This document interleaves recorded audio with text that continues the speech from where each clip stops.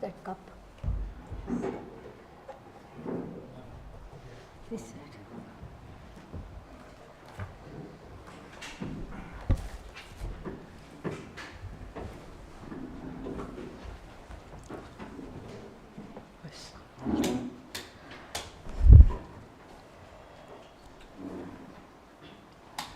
If we can manage with this, need not open that. Let's see.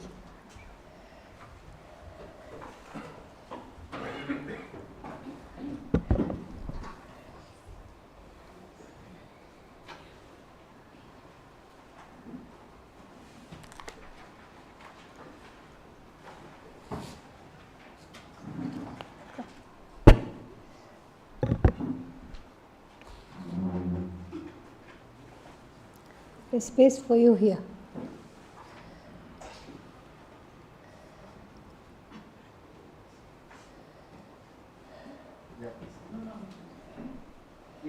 Here, chair is here. Yeah. Nina can also come. One more chair is here.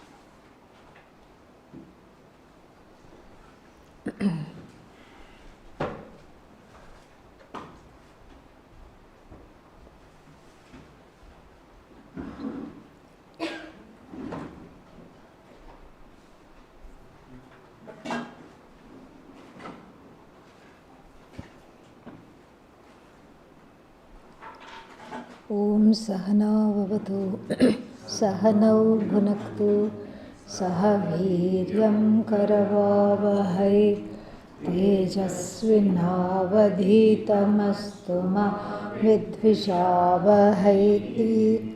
Om Shanti Shanti Shanti. Now, there is one page missing in the Bhashya. As you can see, it's a little bit away. 341, 342 is not there, 343 is also not there. So, those who are following the Panoli book, how many people are following Panoli book online? Okay, and then you can borrow this and Xerox and bring it back to me. Or I will put the missing page, I'll take a photo and put it in the group. That way everybody will have. Okay? Yeah. Because here somehow it has gone.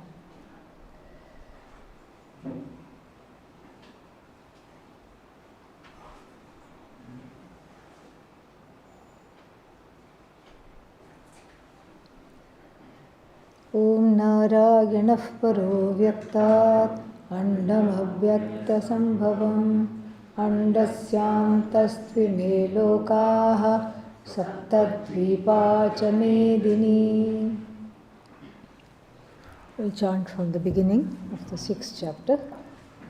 Anashritah karma phalam karyam karma karoti yaha Sasanyasi cha yogi cha na niragnirna chakriyah yam sanyasamiti prahuhu yogam tam vidhi pandava nahyasnyasta sankalpaha yogi bhavati kaschana aruruksho muner yogam makaranamujyate yogarudhasya tasyaiva shamah karanamujyate yada hinendriyartheshu na karmasvanusajjate sarva sankalpa sannyasi yogarudhastadochyate.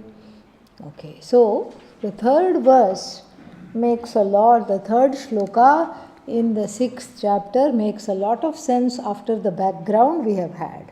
What is the background? The background of mental preparation.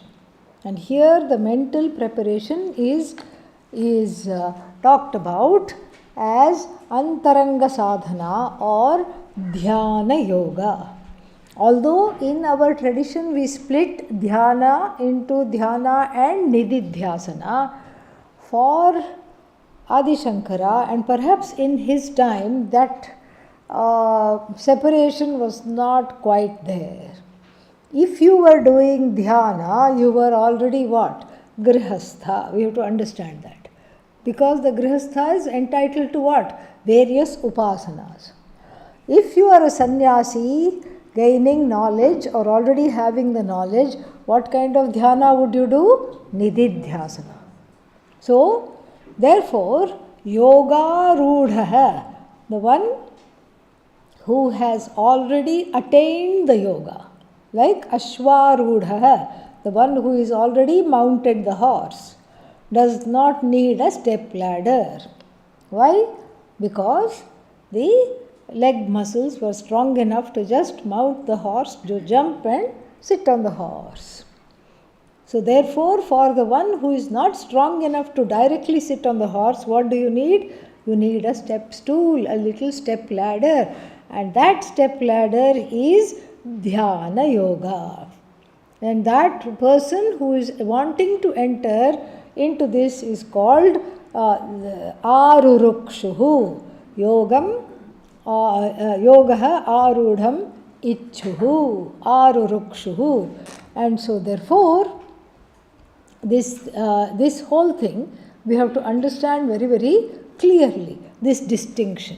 So the karma yogi who is wanting to, for whom the karma phala is paying off. Who is the karma phala paying off? The one who has given up all the thoughts connected to the desires. This is what is going to be said. So the third verse is very beautiful because now you can see that there is a demarcation between arurukshuhu. Who is arurukshuhu? The one for whom karma yoga is paying off. And if the karma yoga is paying off for you, what are the external signs of that? Less and less interested in things to do, people to see, places to go. More and more falling back on oneself, more and more secure in oneself. Sometimes we fall back on ourselves out of a sense of necessity. Like, okay, nobody loves me, so I guess I am, I am by myself. Not like that. Here the person may have many, many people, but prefers to stay with themselves. And without internet, okay, that also we have to add these days because nowadays the person says, actually I prefer not to see people. And in United States and other Western countries also, I suppose this is very common. Once when I first went to the States, some people said, would you like to come and have dinner tomorrow? I said, sure, no problem, I'll come. And then, their house was somewhere else, this couple. You had to take 3 buses and also walk a little bit. So then I said, I'll also make something and bring. So I also, brought something. And then carrying that hot dish in 2-3 buses and then walked there. And then I thought I had the correct house, everything. Looked at the address, and then that is the address they had given. Knocked on the door. No one came. No one opened. And then knocked on the door again. Went around the house. All the curtains closed. Everything closed. And then rang the bell again. Knocked again. After about 10 minutes, I said, I don't know what happened. I hope they are not sick or something. And in those days, there was no cell phone, nothing like that. So I said, okay, let's just go back. Went back, took 3 buses back and went back. And next day met them in the class. They were as though nothing has happened. Laughing, talking, how are you? How is life? I said, life is very good, but what happened? Yesterday you had invited, yesterday I came to your house, I said. You had said 6:30, I was there around 6:45. I knocked. Oh, did you? And they looked at each other and said, oh, that was the person who was knocking for 5 minutes. Oh, that was you. I said, you were in the house? Yes. Then why didn't you open the door? We didn't feel like it. Okay? Didn't feel like it. That is not arurukshuhu. Okay? And then they forgot that they had said dinner. They forgot about that. And then on top of forgetting about that, they didn't feel like opening the door either. So this kind of a person is not the kind of person Adi Shankara is talking about or the Bhagavad Gita is talking about. Lord Krishna is talking about a person who has gone inward, not out of raga dvesha. It's not an inward movement because of fear, because of feelings of hopelessness, disenchantment, what have you. It is a natural outgrowth of putting samsara on one side. Pujya Swamiji always used to say, you don't give up samsara, you let it drop. You don't give up anatma, you let it drop. Commensurate with your own growth. When you grow in maturity, and that means when you are able to see the fact that all the things that one is pursuing is having what? Dead end. Everything that one pursues other than the Atma is dead end. And that's why after many, many dead-end pursuits, you are left deadened. You feel dead. This is what happens. And so therefore, there is a natural vairagya that arises coming out of going to many, many detours, many, many dead ends, going here, going there, not getting what one wants. As a result, a vairagya comes out of that viveka. Maybe I am on the wrong track. Maybe I should not be going here. And then the right track is what? Being in line with the Shastra, being in line with the teachings of the Bhagavad Gita. That is when one is called arurukshuhu, the one who wants to graduate very quickly from Karma Yoga. A lifestyle of Karma Yoga also drops away. You don't have to leave it, because where are you going to? The next two verses, after the next one, the two verses talk about how wherever you go, there you are. You can leave all the things that you don't like behind. All the objects of dvesha you can leave behind. But where is the dveshi? The disliker you have carried with you. Where? From situation A to situation B. From place A to place B, the disliker has gone with you. So the disliker jumped into the plane for free. No excess charge, even though there is excess baggage. So the disliker has jumped onto you, and then you leave the place you dislike, you leave the people that you dislike, you leave everything that you dislike, but who has gone with you? The dveshi, the disliker. So you set up shop, you set up house in a new place, and very soon what will happen? What will happen? You live happily ever after. No. What will happen? You start disliking and finding fault with everything and everybody. So this is not how to drop Karma Yoga. Karma Yoga drops on its own. And that is what is being said in verse number 3. Don't be in a rush to drop Karma Yoga, because that's what everyone wants to do. What did Arjuna want? Drop the yuddha, drop the war. Why? Because I don't like it. The disliker has come in this situation, and the disliker says, I don't like it, I don't want it. And then what is going to happen? And then Karma Yoga I want to drop. I want to go off to Rishikesh. From Delhi not too far. Kurukshetra he was in. Not too far. And then what? By the time I walk there, I will have naturally grown a beard. Nobody will recognize me. And then what? I will wear some orange clothes and do what? Be a SSS. What is SSS? Simply sitting Swami. Yes. So I will just be a simply sitting Swami under a tree. So this is not Yoga Arurukshuhu. So the Karma Yoga has not yet fulfilled its role. But how will I know when I have fulfilled its role? That the next verse itself will tell us. So you just have to wait for one more verse. It will tell us. How will I know that the Karma Yoga has fulfilled its role and now I am ready for Dhyana Yoga, now I am ready to become a meditator, now I am ready to give up all, not only actions, but the intent. And what is the Sanskrit word for intent? Sankalpa behind the actions. Also I am ready to give up. How will I know? This is going to be told. And so we won't go through the Bhashya of verse number 3. Why?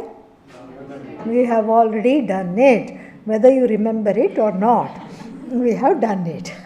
So then, of course, the burning question is there at the end of shloka number 3. What is the question? When will I become Yoga Rudha? Because why? What are you right now? Yoga Arurukshuhu. The one that is desirous of being established in the quietude and tranquility of one's own self and one's own mind. That is what one is. But then, when will I get there? This is a $1 million question. When will I get there? When will I get there? I want to go there now. I have to go there. When will I go there? And what is the answer to that? The answer to that is the next verse. Yada hinendriyartheshu na karmasvanushajjate. Why is it that I am chanting all by myself? Yada hinendriyartheshu na karmasvanushajjate. Sarva sankalpa sannyasi yoga rudhastadochyate. So introducing this verse, Adi Shankara says, Atha idanim. Atha means thereafter. Thereafter means what? After many years, many lifetimes of being what? Arurukshuhu. Then one becomes arudha. So after many years of Karma Yoga, Atha means after all the preparations, idanim. Now, kada, when? Now it is told, idanim uchyate. The idanim goes with uchyate. Atha idanim uchyate. So now it is told. What is told?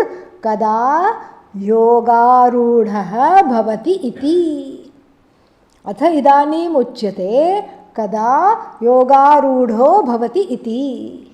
So now it is being told. What is being told? When one will become yogarudha. What is yogarudha?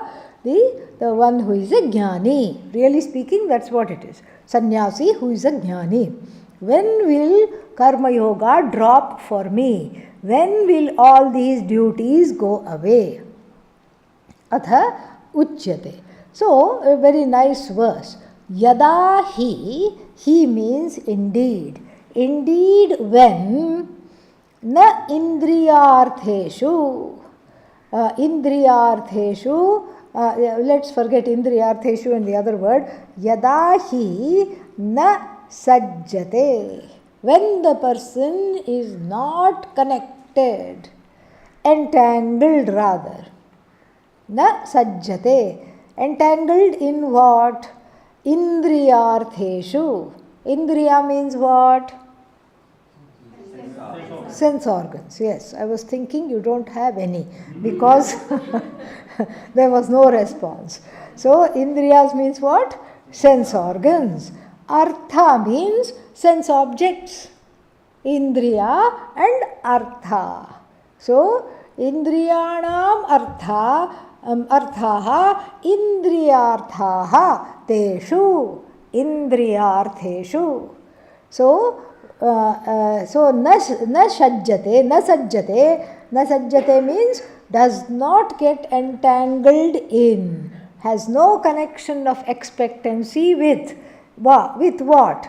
Indriyas and their objects. What are the objects of the indriyas? Sounds, sights, sounds, tastes, fragrances, all these things are the sense objects. Indriya means sense organs, artha means what? Sense objects. So when the person has nothing to do with when the person is almost in a place of disowning the sense organs, meaning what? You don't say, oh, I don't hear anything. That's not the idea.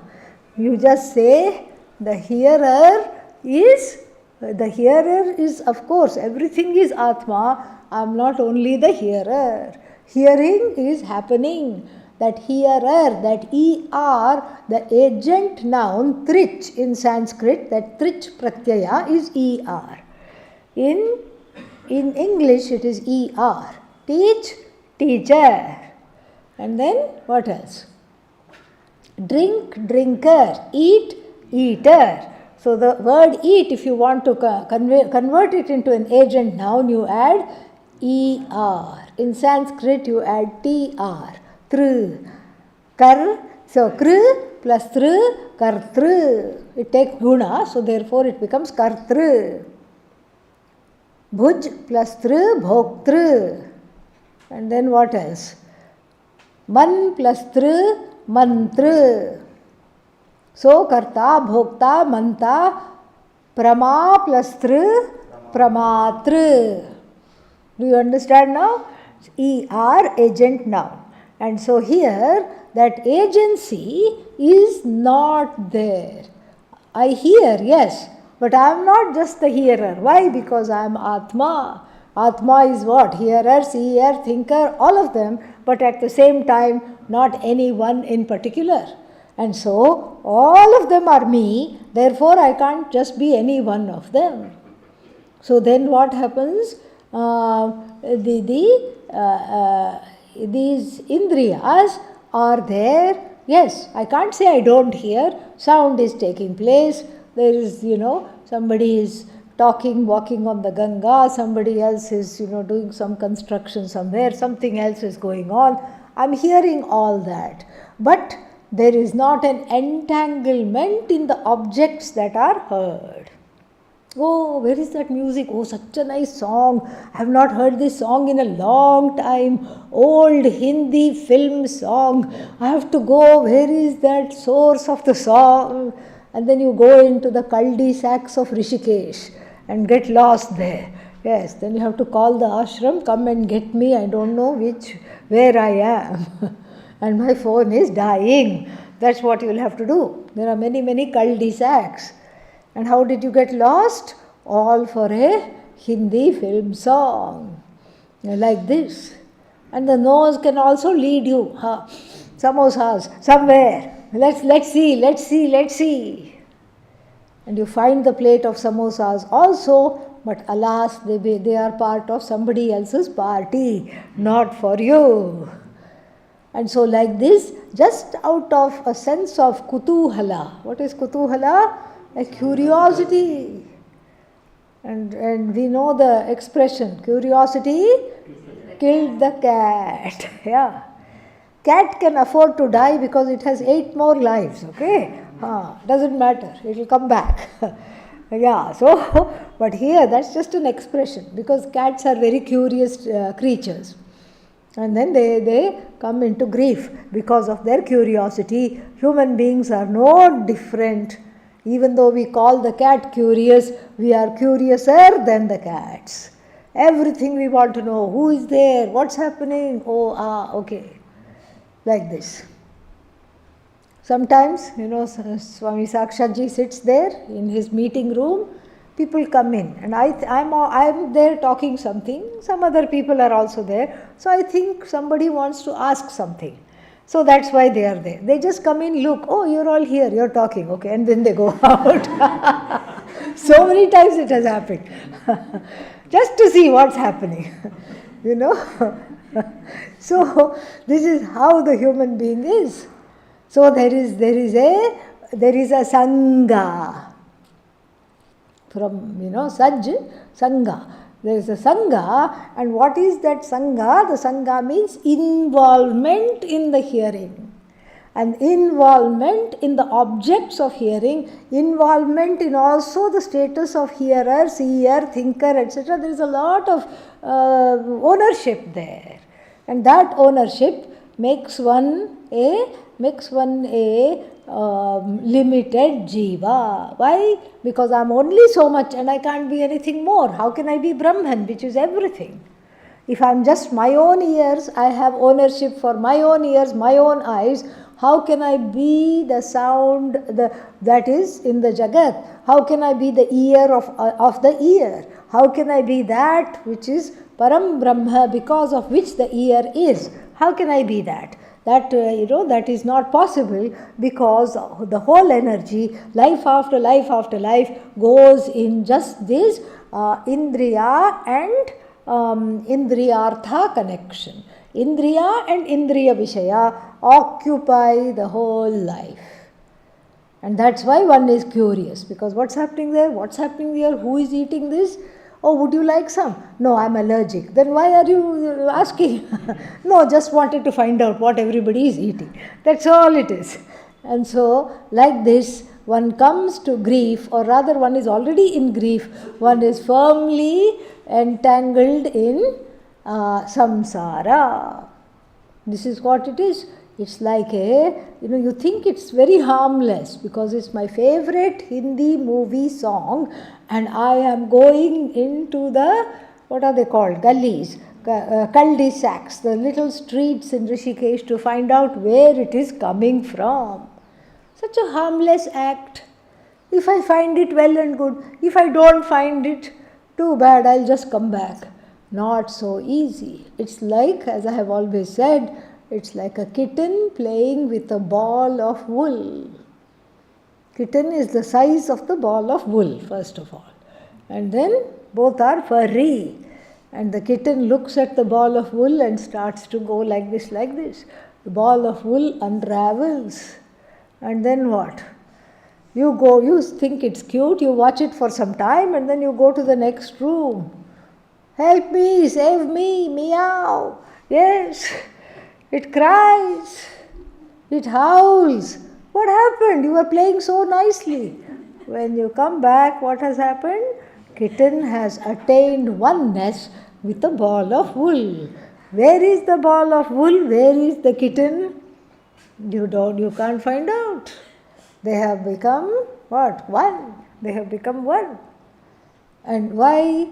This is exactly what samsara is like, and the indriyas are the first portals, the gateway to encountering anatma, various objects. And so in the beginning you think you will dabble in this and come out, but before you can come out, it has caught you. It dabbles in you.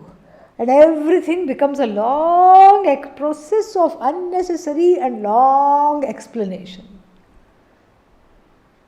So many things. Oh, I wasn't there yesterday because somebody called me and I wasn't planning to go, but suddenly I went, and from there I suddenly went somewhere else, and from there I went somewhere else. Like this, it's just like needless explanations asked and needless explanations given, not only all day long, all life long. And one dies with the same samskara also. I have to explain why I died to everybody else. And and then one is born again, trying to explain and explain away, and then keep oneself just going around like there's an old-fashioned way of oil pressing. In South India, you can still see it. They dig a little pit, and then in that pit there is a place for the oil to go. They put some seeds and then put a big stone on the seeds, and the stone is tied to a short chain, and the bullock is yoked to that stone. And it goes round and round, crushing the oil seeds. Poor thing, it says, okay, let me go backwards. Let me go anti-clockwise. It goes backwards, it is still crushing the seeds. It's still tethered to this yoke. And then it goes forward, it is still tethered to that stone. It cannot free itself. Like this, the jiva, life after life, is addicted to indriya and indriya vishaya. So when that drops, when the indriya vishayas do not hold a fascination for me anymore. Why? Either because, you see, two reasons why indriyas don't hold a fascination. One is because there is instant vairagya. Up till yesterday I could have sweets. Today I went to the doctor, and after the blood test the doctor said what? Diabetes. You cannot have sweets. So then, even though the longing is there, when I see that I can't eat this, the vairagya, enforced vairagya comes. And similarly, as one grows older and older, enforced vairagya comes, because the stomach shrinks. You can't eat everything that you ate in your 20s, and then you can't do everything that you did in your 20s. So slowly the vairagya already comes with age, but then equipped with the knowledge of what? The first 5 chapters, one need not wait till one is bedridden and one cannot see, one cannot hear, one cannot eat, one cannot do anything like the cows in the Kathopanishad. Nirindriyaha, dugdhadohaha, jagdhatrinaha, all these things.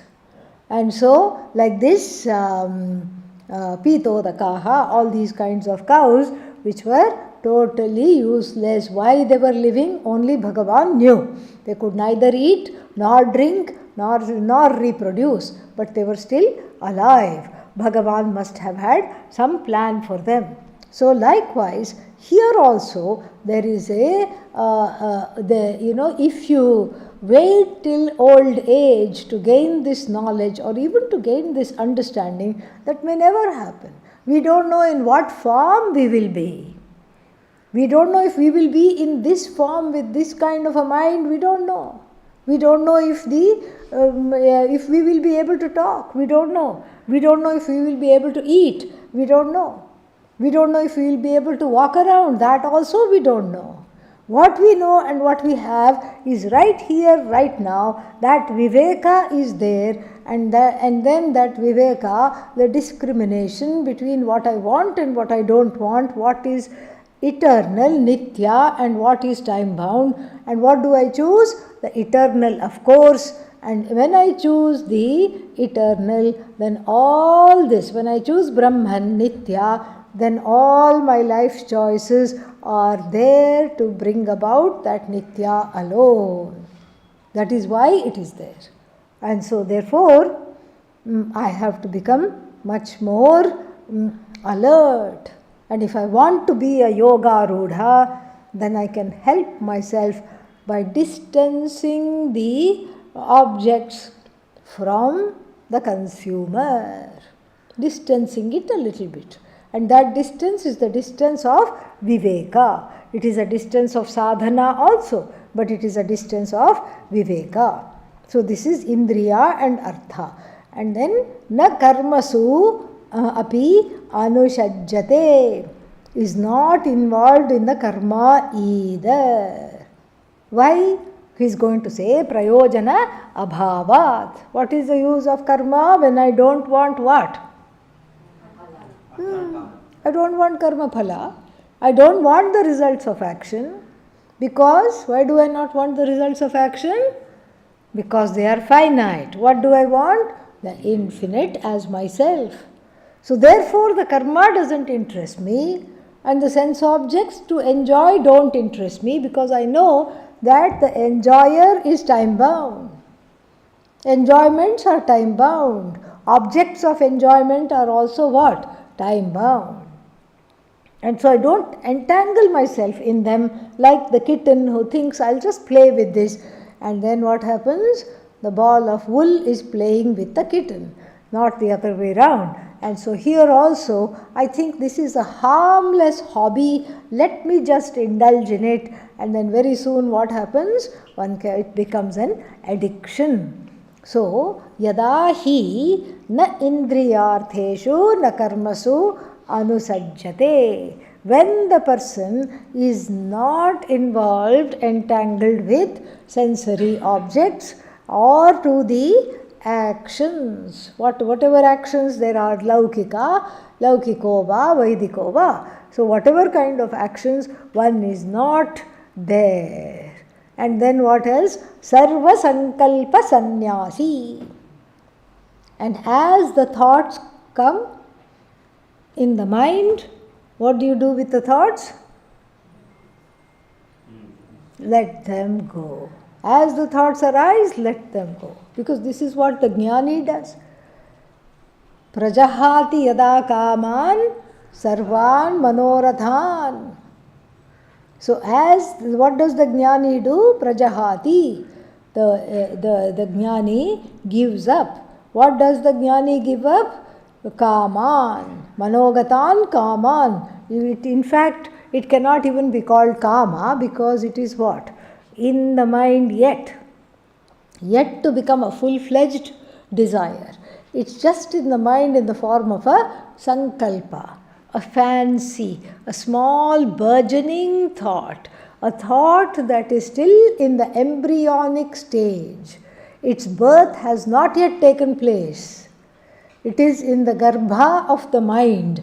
It is in a small embryonic stage, and even at that level, I just let that go.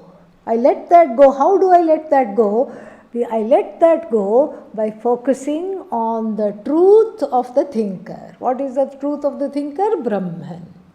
The unchanging Brahman is sitting here having changing thoughts. So the changing thoughts are not me. This is something you can really do. It's a very simple and beautiful meditation, especially if you're having agitating thoughts. You sit there, let the thought come, and then you say, this is not me. This is not affecting me. What am I? Satchidanandam Brahma. I am free of guilt. I am free of hurt. I am free of omissions. I am free of commissions. Like this. So see what we are doing here. We are flooding Vedanta Sankalpa and it naturally becomes a nididhyasana, and the regular worldly Sankalpa, I shouldn't have done this, why did I do this, why did I not do this, those worldly thoughts, one is replacing. Even at a very, very subtle level, one is replacing, and so therefore, such a person who has become adept in doing that, and who does not give way to depression, who does not give way to some kind of a bad mood, down feelings, and bad mood can be there, but I am not the bad mood. That is what you have to say. Moods will come and go, thoughts will come and go. You are not in charge of them. Mood comes, mood goes, the unconscious mind spits up like the baby. You burp the baby and spits up the milk. So the unconscious mind, it's a storehouse of all kinds of feelings, desires, pains, sorrows, early childhood issues. It will spit up once in a while. But then, what does the Yoga Rudha do? The Yoga Rudha says, whatever has come will go. I am not that. There is a sense of conscious stepping away from that identification with the mind, with the senses, with the thoughts, with the expressions, and even the behind the thoughts is that fine, sukshma type of thought which is called here as sankalpa. So the person becomes sarva sankalpa sannyasi, as good as the sannyasi, because the person does not just renounce karma, renounces, in addition to the karma, what does the person renounce? The sankalpa behind the karma, the desire is also renounced. At that time, tada uchyate. At that time, such a person is said to be yoga rudha ajnani. Bhashya. Yada samadhiya samadhiya manachittah samadhiyam. There is a mistake here. Manah, it should be yada samadhiya manachittah manachittah shanach samadhiyamana samadhiyamana shanach, correct. Yada samadhiyamana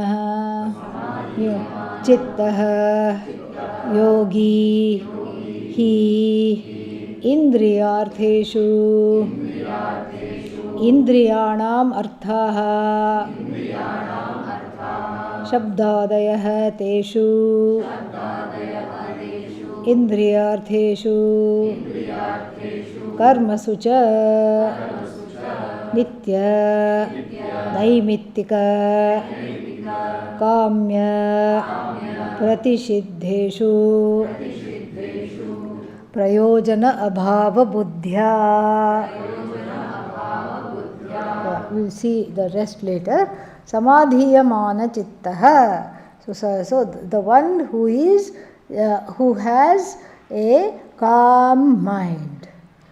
So the mind which is tranquil. Who is that? Yogi. The yogi was already defined earlier as samahita chittaha somewhere. I forgot where it was. There is a very nice definition of yogi here only. In the previous verses, maybe in 2 or something, maybe in the 2 or 3 somewhere. Which one? Yeah, samadhanavan. So the same words Adi Shankara tends to use again and again. That's on the page 336 top. So, yogi, who is that yogi? Samadhanavan. The one who has samadhanam or samahita chittaha. So, samadhiyate asmin. So, the one who is able to put everything in one place. Everything resolves where? In the Atma, and that Atma I am, that the one who can own that up, and one of tranquil mind is called yogi. So, then yogi he means indeed indriyartheshu. What is indriyartheshu? Indriyanam arthaha. The sense organs and the objects of the senses. So, in order to not connect to the objects of the senses, there should be a certain kind of a objectivity with regard to the sense organs themselves. Shabdadayaha. Shabdadayaha means what? Shabda, sparsha, rupa, rasa, gandha. All 5 should be said, only one is talked about here. All other four senses, only sound is talked about, and then other 4 we bring in. Teshu, with reference to them, indriyartheshu, karmasu cha, and also with regard to the karma. And because if you are not interested in the objects of the sense organs, then why will you be interested in karma? Because it's not going to take you anywhere. What kind of karma? All the karmas are listed here. Nitya karma, or the compulsory duties. Naimittika karma, occasionally compulsory duties. Kamya karma, not compulsory duties but compulsory for me. Why? Because I am a ragi and a dveshi. Kamya karma means Veda gives an optional karma. You can choose to do it if you have a lot of desires. Like people will do Shri Sukta Homa to get lot of money. Putra Kameshti Homa. That's how Rama was born. Rama was born because of Putra Kameshti Yajna. So Putra Kameshti is a name of a Yajna. And then that Yajna you do, and then you get children. These are examples of Kamya Karma. Wealth. So Vittaishana. And then for that there is all this Chandi Homa, Shri Sukta Homa, all these homas are there. Then what else? Then Putraishana, Putra Kameshti Homa is there, Lokaishana, and many homas are there. Agnihotradi, all the karmas to take you to various lokas, all of them are there, and then all of them are come under the rubric called Kamya Karma. And then Nitya Karma, Naimittika Karma, Kamya Karma, Pratisiddha Karma. People get hung up on Pratisiddha Karma also. Pratisiddha, why, for whom, when, all that they don't see, they get hung up. Or they will flout the Pratisiddha Karma. Pratisiddha means things you are never supposed to do. Still they will ask why I shouldn't do this, what will happen if I do it, and do it. And then if you do Pratisiddha Karma, what should you do? Prayashchitta Karma.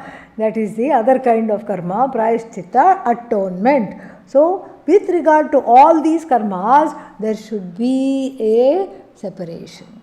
As one grows in Karma Yoga, there must not be this feeling, I am Karta, I have to keep doing this, otherwise something bad will happen. Pujya Swamiji used to tell a story of one person to whom he gave sannyasa. So he gave him sannyasa, and soon after the sannyasa, the newly minted sannyasi Swamiji said to the newly minted sannyasi, now you can go and meditate. I would like you to go sit on the Ganga and meditate for some time and then come back. He said, no, I can't meditate. Why? Because I have to do Shraddha Karma. Shraddha Karma means what? What is it called? In English, what do you call that?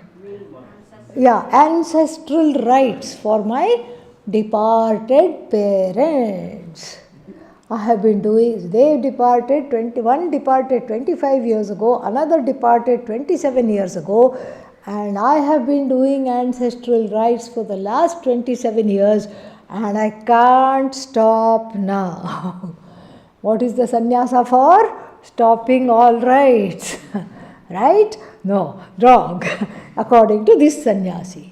And so, Pujya Swamiji always used to tell this story to show that the doership is so strongly there in the karma. I have to do this. I am a born karta.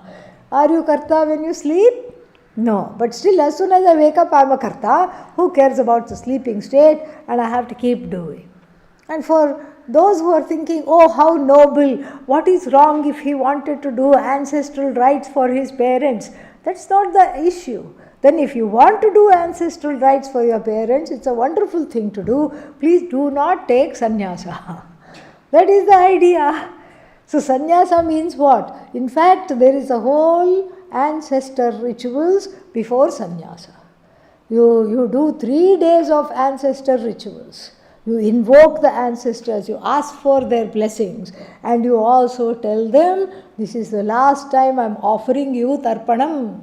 Because after this, I am not going to offer you, because I am going to do my last rites for myself also. And so, please forgive me all these things after doing. 2 minutes after saying all these mantras and taking the sannyasa, what did the person want to do?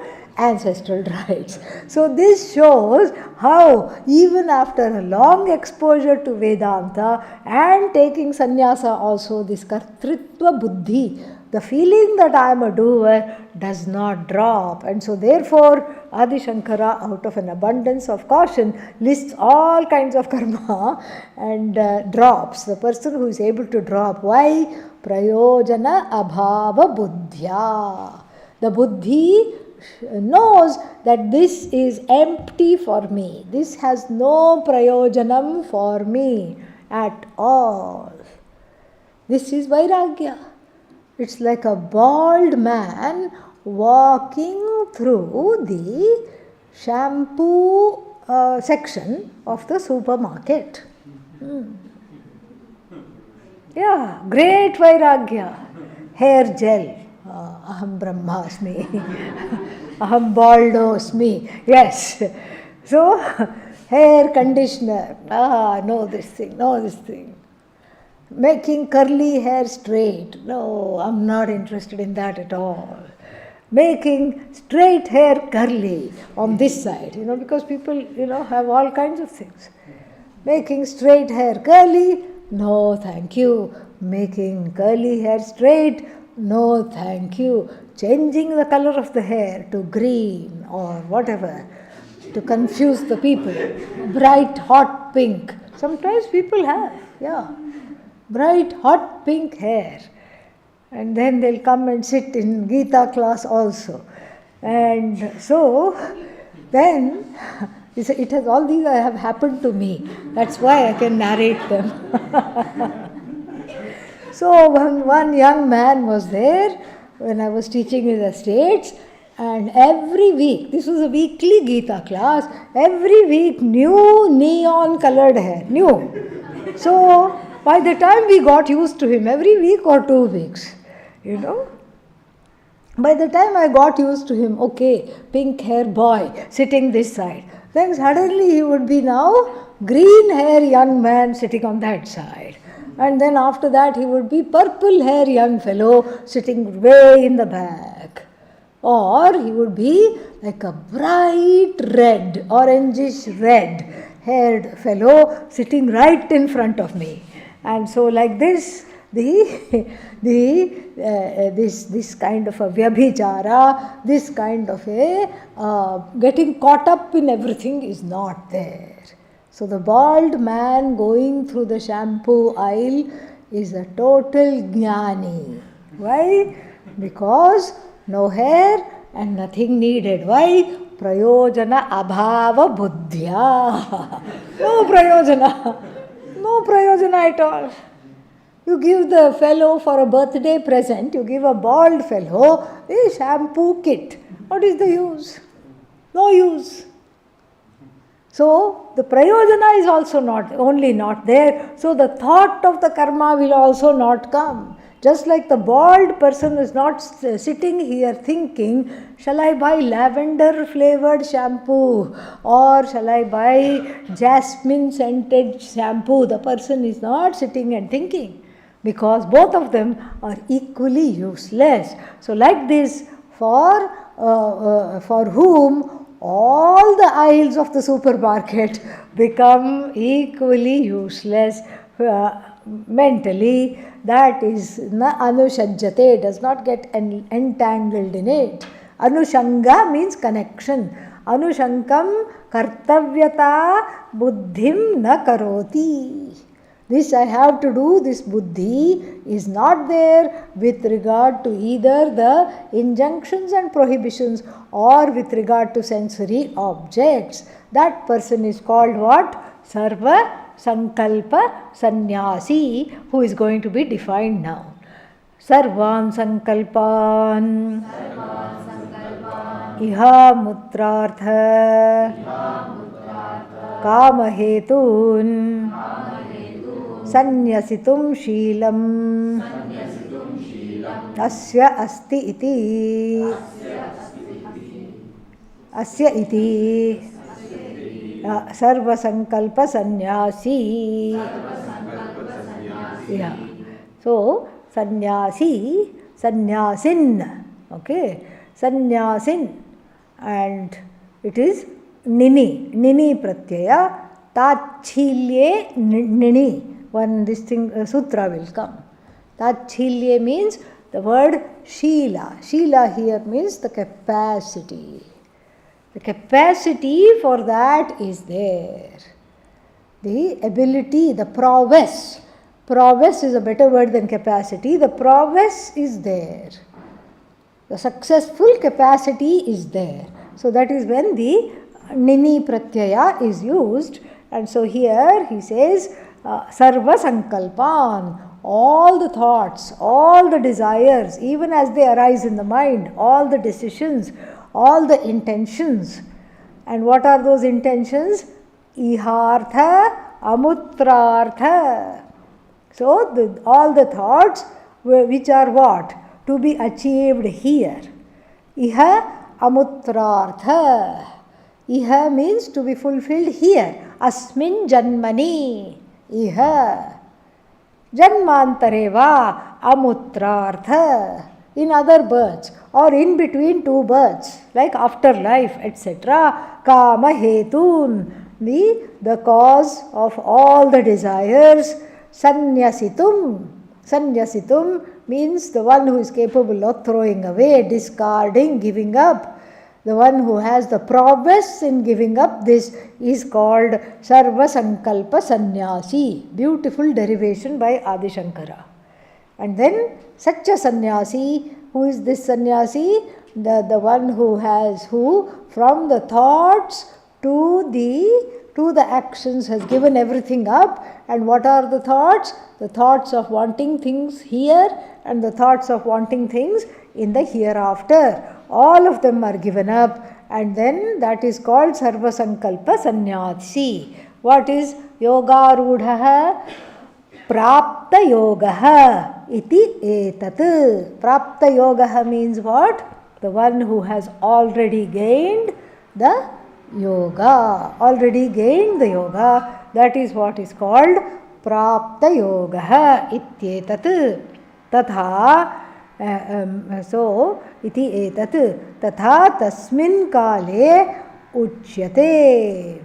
Tatha tasmin kale sarva sankalpa sannyasi yogarudha iti uchyate. Then you can have said to be, have made it. How have you made it? Because you are no longer entangled in people, entangled in objects, entangled in so-called things to be done. Most of the things you are doing, it's not needing to be done at all. So, such a person is called Yogarudha. And then, Sarva Sankalpa Sannyasi iti vachanat sarvan chakaman sarvani chakarmani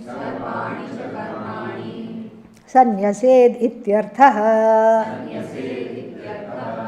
So, the Lord says Sarva Sankalpa Sannyasi. Why? Because if you drop the Sankalpa, then the actions are dropped or not dropped? Dropped. Naturally dropped. So, Sarva Sankalpa Sannyasi, only the Sankalpa is highlighted here, because when the intentionality is dropped, that's the idea. Iti vachanat, by the word, by using the word Sarva Sankalpa Sannyasi, Bhagavan says all the desires are dropped and all the actions connected to the desires are what? Dropped. Why? Further he says, Sankalpa Mulahi Sarve Kamaha. Sarve Kamaha Sankalpa Mulaha. So, the root of all desires, where does it take place? Right here in the form of a baby fancy. Then it becomes a big monster fancy. Okay. So, therefore, and then he quotes Manusmriti and he also quotes Mahabharata Shanti Parva. Sankalpa Mulaha Kamo Vai Yajnaha Sankalpa Sambhavaha. The roots of all desires are what? The Sankalpa, and then therefore the Yajna is not complete without the statement of intentionality, and that is what is it called? Sankalpa. Please make a Sankalpa. Every puja, every Yajna has Sankalpa. And then the Mahabharata addresses this, addresses Kama directly. The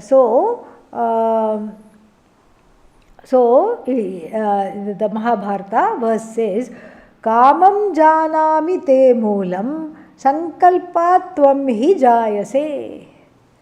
So, te moolam janami. I know, O desire, I know your roots. You are born of sankalpa. Natvam sankalpayishyami tena mena bhavishyasi. I am going to cut you in the, what is that called? Nip you in the bud.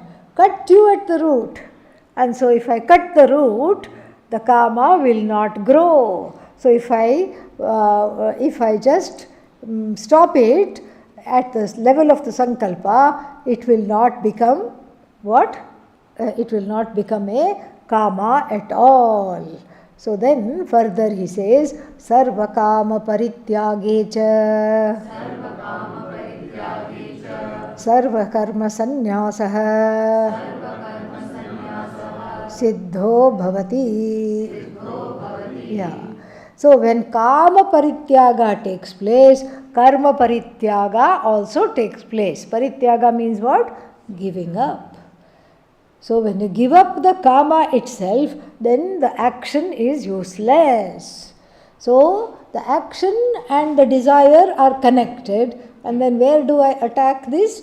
At the level of the desire. And before the desire becomes a desire, there is a fancy. At the level of the fancy itself, I attack it, and then what happens? There is no impetus anymore for action. That's what it is. So like for example, even in our tradition, we have fasting, Ekadashi day, and so many other things. Some people keep Thursday fast, Friday fast, so many things. What does the mind say? Not so fast. I don't want to keep a fast. And then but then you have already made a sankalpa. What is the sankalpa? I am not going to eat today at all. Then what is the purpose in cooking? Let's say you're not even having guests. So what is the point of cooking? No point in cooking. That day there is no need to cook. Why? Because you're not going to eat. That's what happens in a different example on Wednesdays. There are no classes this morning. Then what is there is no sankalpa to get up. Therefore what? Continue to sleep. Be akarta. That is the idea. So the kama and the sankalpa the karma and the sankalpa are connected. A few more words are there, and then he is going to conclude. We'll see that tomorrow. Om Purnamadah Purnamidam Purnat Purnasya Mevavashishyate. Om Shanti Shasti Shanti. Harihi Om Shri Gurubhyo Namaha. Harihi Om.